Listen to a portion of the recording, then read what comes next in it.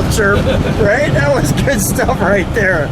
Nice, Larry. Hi, I'm Lou with another episode of My Car Story. We're out in Fountain Hills, Arizona at a car show, and I saw this great, unique car that I think you're going to enjoy. Larry, what's your last name? Christensen. Larry, what year, make, and model is this one? This is a 65 Biscayne, 396, 425 horse, 4-speed car. That's a pretty cool car. What's the engine number on this one?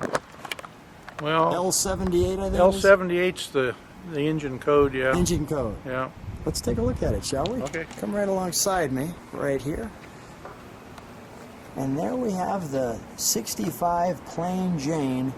And when you have a 396 in it, well, it was just built for racing. So Larry, how many years have you had this one? Well, only about 3 years. And you can see all of this is a Survivor. Original paint, interior. It's amazing. Now you've got kind of an interesting story coming along with me. There's the all-important 396 turbo. We've got the dog dishes. You had, how did this car come together? There's an interesting story you had. I bought a motor about 25 years ago that was original motor out of a car identical to this, and I was always looking for a home for it, and I happened to locate this one sitting here in town in Fountain Hills. One owner car, the gal that owned it bought it new at a dealership in California, and the dealership's name was Christensen Chevrolet. Is that right? So when I saw that on the protective plate, I thought I had to own it. Yeah, I think it was destiny. That's interesting, right? There's your one chrome piece all the way down that body line, the Biscayne, the bottom line model. If you could take a look at these taillights, you could see they usually would have chrome trims. I think in the Impala SS would have 3 taillights on each side rather than 2. And Larry's definitely a guy who works on his own car, and I kind of like this trunk and treat was a little bit different. Let's open the trunk for him on this one, shall we? Okay. You can see your Chevrolet, your emblem, and it's got parts all in it. That is just great. It's got a big trunk and holds it a lot.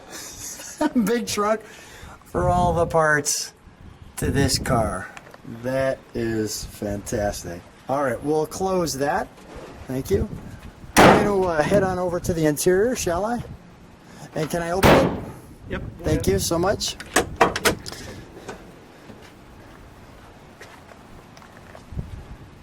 Now that is a great aqua/teal interior. Obviously we've got a little upgrade with the RPM there.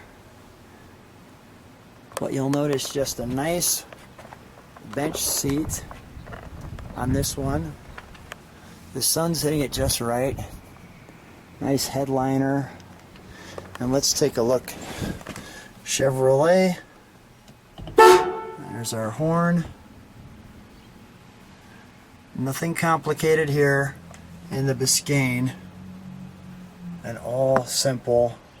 And with that 4-speed, well, all business. Now, was it an original 4-speed car? No, it was a 3-speed actually. Oh, 3-speed. Okay, so it had the right amount of pedals. It just needed one more gear. Got it.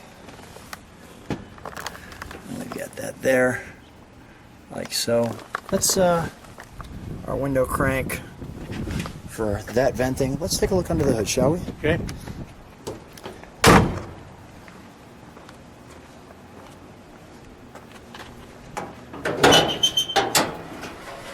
That's one big motor.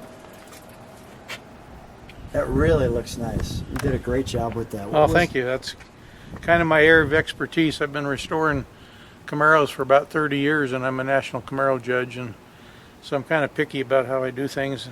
Everything in this car is date correct to the car and to the engine.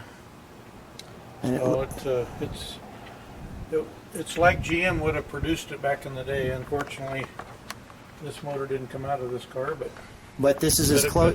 This is as close as it comes, right? Mm-hmm. Well, let's do this, shall we? Let's start it up. Let's listen to it. And I'll just stand behind it for a second. We'll let it idle, and then we'll give it a rev.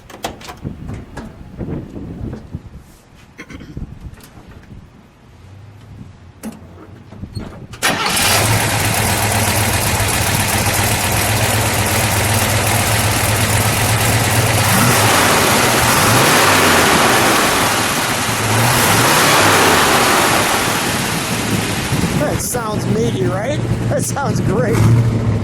Listen to the stepping on the taillights. Listen to this. Go ahead, give it a good rev.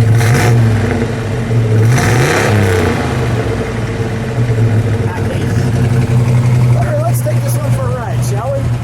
So Larry and I are in the 65 Biscayne, the 396 with the 425 horsepower. You saw a little of that horsepower earlier in the video. Larry, what's the reaction when you're driving this one? What do people think? Well, everybody kind of remembers their childhood when they're my age, because I was 16 years old when this car first came out. Yeah. So it's something I remember from back working in my dad's gas station. What made you such a Chevy guy? You know, that's a good question, because my dad was a Chrysler guy. But Is that right? My older brother bought a 55 Chevy Yeah. when he turned 16, and so I helped him work on that, and I've just been a Chevy guy ever since. You know? My first car was a 55. 55 Bel Air? Or? No, it was a 210 two-door Oh, post. 210, all right. So you always kind of like the base model. Yeah. Yeah, well, this is actually a phenomenal car. I just want to show people where we're driving here because it's so beautiful. Just give them a little bit of that.